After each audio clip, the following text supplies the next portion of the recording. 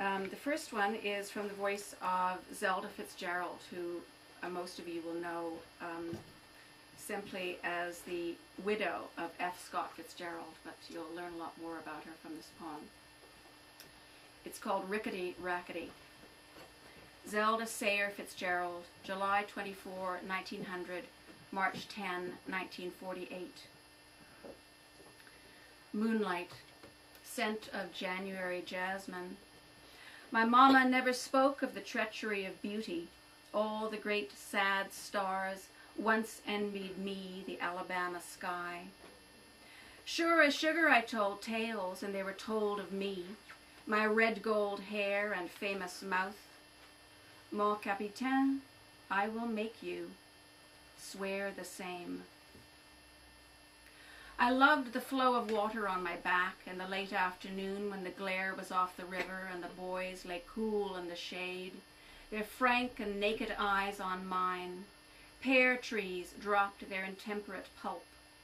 Drowned in the lush of it, I could simply explode a honey-bee battle, the trees themselves alive, and I adrift in grief for my tragic, imaginary tribe of Indians, lawless and unfettered. I danced the shimmy and the toddle, raised my hemline to my knees, didn't drink or smoke, was bored and restless, quicker than ordinary girls. Once I stole a streetcar and drove it round the town. I was fire itself, a windstorm. My mama was a beauty with 4 daughters, my papa a judge, and I the baby girl who drove him wild. Why, he'd chase me round the supper table, carving knife in hand. Remember? You must have thought us lunatics, but loved me with a desperation anyway, didn't you, sweetheart? They all did, fly boys buzzing the house, and a whole fraternity named for me.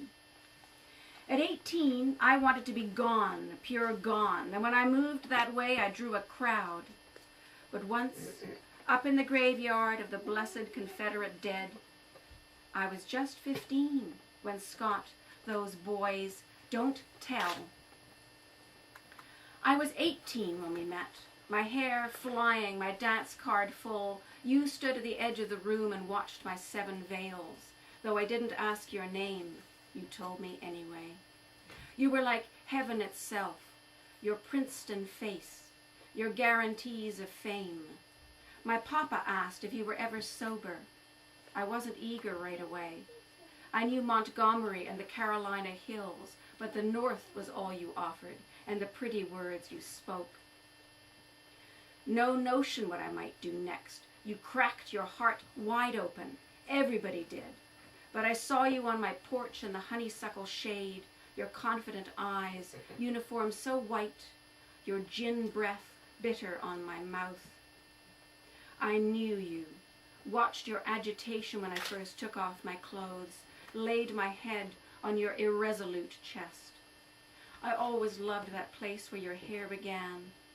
It was a blow that I was not pure, though I faked it pretty well. You said you'd never tell. You're just a liar. When you married me in New York, I was your blonde, your Viking, your Madonna. Not even my friends were there, not my mama. I was a sweet belle no more, no southern moor, no nothing. And I lay in my bed in the Biltmore Hotel, lost for the very first time. We were big drinkers, bad spellers, fast spenders. We were spoiled children, like rattlesnakes we'd fight. I couldn't get enough of you. Oh, dearest, dearest, my lovely Gufo, I look down the tracks and see you coming, and out of every haze and mist, your darling rumpled trousers are hurrying to me. It's like begging for mercy of a storm, or killing beauty, or growing old without you, lover, lover, darling. It was a rickety world, a rackety world of browbeating the heart. We were feral those days. Men left their hats all over town, spent hours putting interpretations on things. A wild burst of friends spent half an hour revolving in the revolving door. Gufo wrote like an angel, they said, and the money just plain flowed in and plain flowed out. Baby was having a baby, and so we sailed for Europe. Me and Gufo in a gondola, Gufo at Fiesole. Paris was shabby, Spain disappointing, Algiers even worse. Where was a place fine enough for our nativity? We sailed for home. In Minnesota, the moon and Indian forests and the sleeping porch, I was heavy and afraid of the thunder.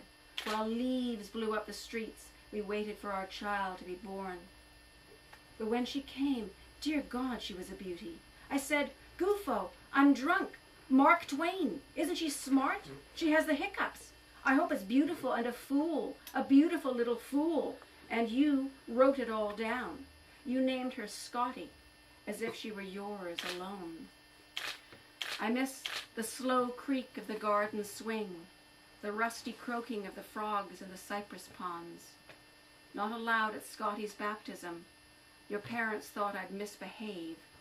I'm a fat girl, lonely from my home. Exhausted by drink and debt, we went again to Paris, where the 20th century lived. Everyone's so young, and we loved our friends. We knew Picasso, we knew Leger, we knew Miro, we knew Joyce, we knew Stein, we knew Hemingway. We loved the Murphys, and they loved us, and we moved to the south to be near them. Gufo wrote Gatsby.